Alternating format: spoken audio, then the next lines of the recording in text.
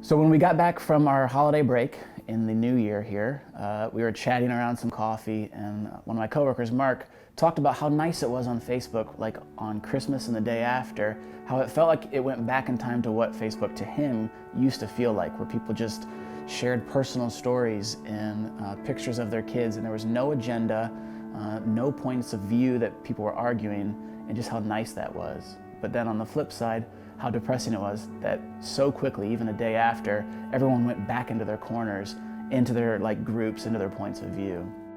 And I agree with him that there seems to be in culture right now this divide between all of us. And ironically, I think it comes from a place where we have this desperate need to belong. I think we feel pretty alone in this world. And when we're on social media, we're out there looking to belong to something, and what we do usually is we find the people that agree with us and we just listen to those stories.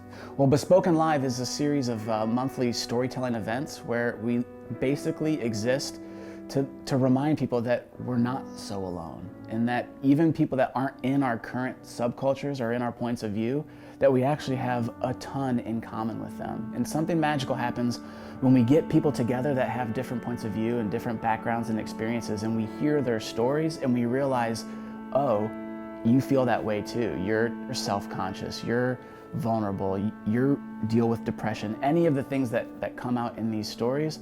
Something powerful happens when we feel together.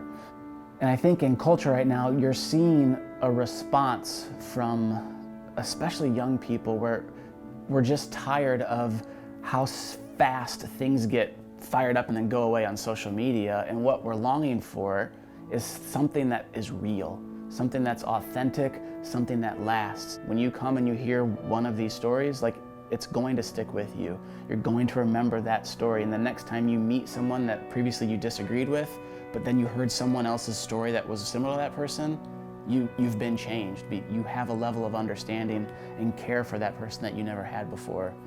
And that's what we're trying to do. We're trying to grow love in this city. We're trying to grow understanding. We're trying to spark hope.